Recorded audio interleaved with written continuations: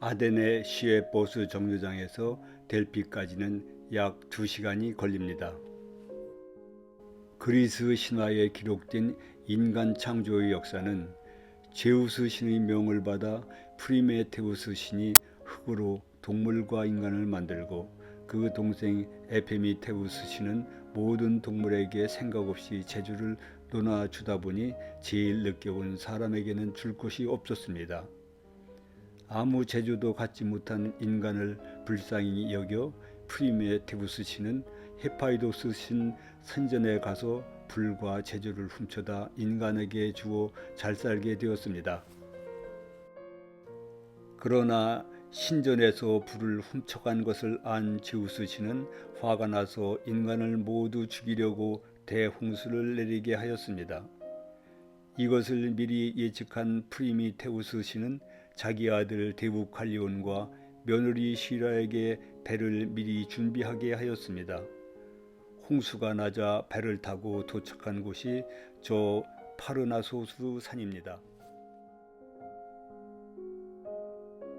델피의 아폴로 신전은 피티아라는 여성 점쟁이가 지하 자연가스에 취해 중얼거리는 예언과 충고가 영험하다 하여 지중해와 메소포타미아 지역의 왕과 귀족이 복채값으로 보물을 들고 와서 점괘를 받아가던 곳입니다.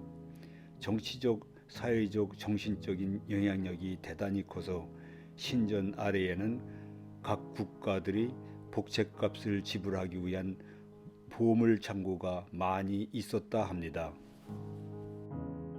이 보물 창고는 아데네시가 페르시아와 싸운 마라톤 전쟁에서 승리한 것에 감사하여 아폴로 신전에 바친 보물 창고입니다.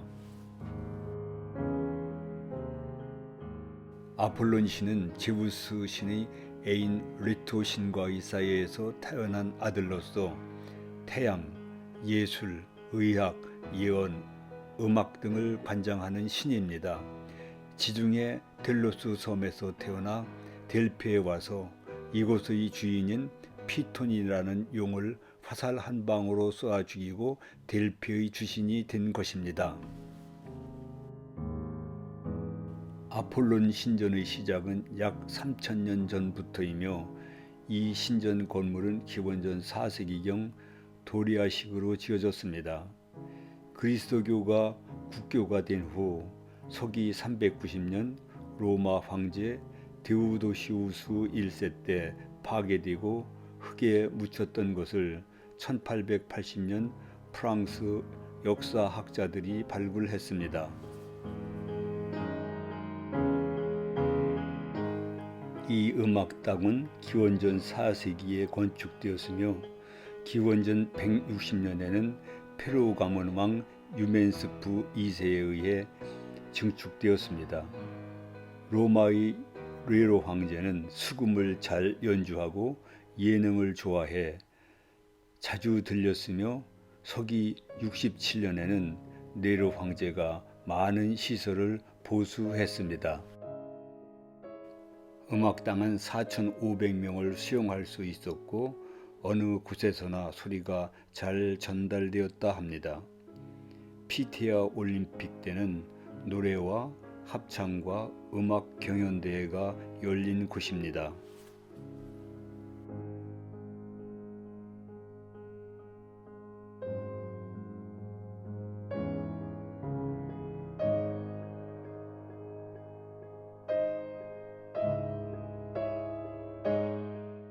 아데나 여신을 모시는 신전으로 건축가 데오도로스의 작품입니다.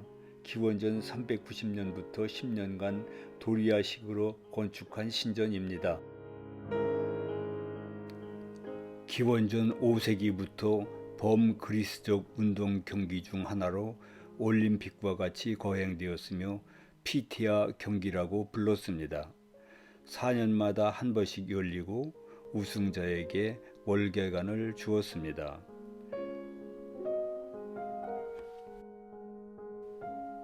경기장의 위치는 해발 700m이며 신전은 맨 위쪽에 있습니다. 출발선에서 고린 지점까지는 170m이며 폭은 25m이고 관중은 6,500명까지 관람할 수 있다 합니다. 운동 경기 종목은 달리기, 레슬링, 권투 등이었으며 남자들이 완전 나체로 경기를 하였으므로 여자들은 관람을 할 수가 없었습니다.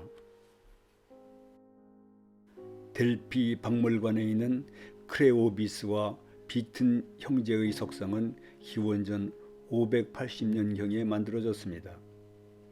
이 형제의 어머니는 헤라 경기장에서 개최되는 여성 체육대회에 가고 싶은데 마차는 있으나 말이 없어 가지 못하게 되었습니다. 그러자 형제는 마차를 끌고 가파른 언덕길 10km를 끌고 가서 어머니가 운동 경기에 기쁘게 참가할 수 있게 해드렸습니다.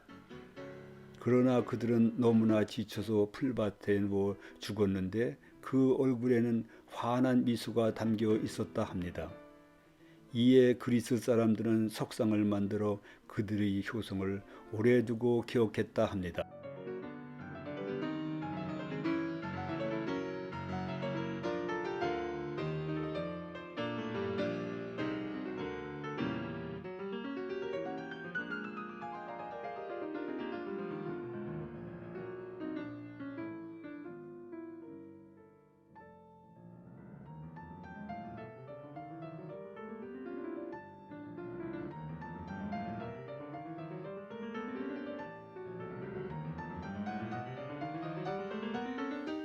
델피가 지중해 세계의 정신적 중심지가 된 이유는 아폴론 신이 예언의 신이고 델피가 땅의 중심이라고 생각했습니다.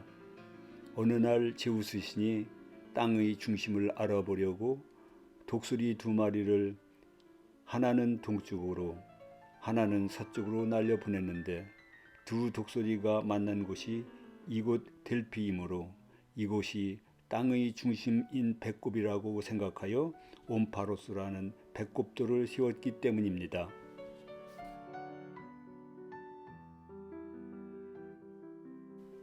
아폴론 신전에는 너 자신을 알라는 말과 무슨 일이든지 지나치지 말라는 격언이 벽에 쓰여져 있었답니다. 지금의 터키 땅에 리디아라는 나라의 크로이소스 왕은 신전의 예언을 잘못 해석하여 망한 사람입니다. 그가 아폴론 신전에 가서 점을 보았습니다. 신전의 무당 피티아가 크로이소스 왕에게 전달된 예언은 큰 나라가 작은 나라와 싸우면 큰 나라가 이긴다는 예언이었습니다. 교만에 차 있던 그는 자기가 큰 나라인 줄 알고 페르시아와 싸워서 망하고 말았답니다.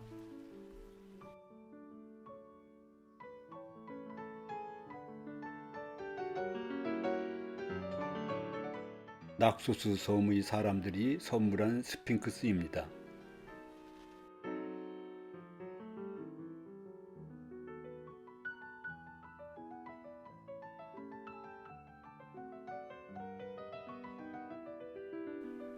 황제는 이 소년의 죽음을 몹시 슬퍼하여 이 석상을 만들었다 합니다.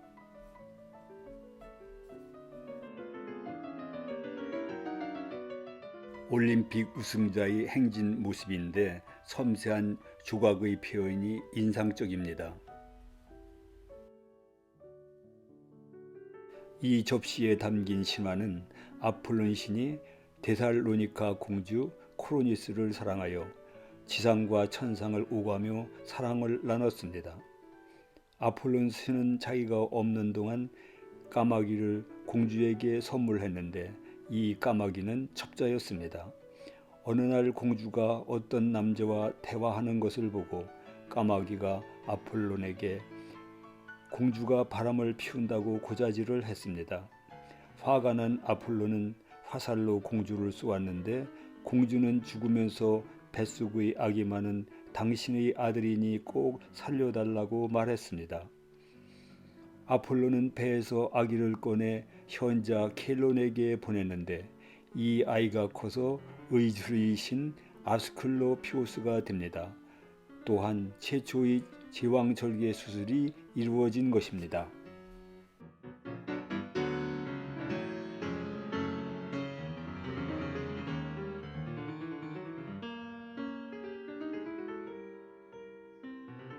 고대 그리스에는 도시를 이루는 4개의 요소가 있었습니다.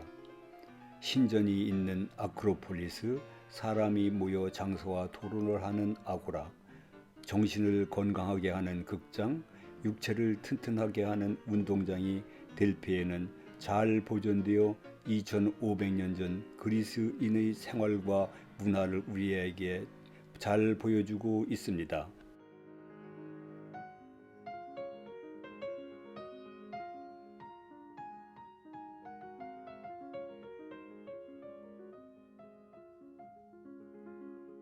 고대 지중해 전역의 왕과 귀족들은 배에 보물을 싣고 고린도만의 항구에 정박한 후 보이는 육로로 아폴로 신전에 와서 피티아로부터 운명과 예언을 점치기 위해 몇 달씩 순서를 기다렸다 합니다.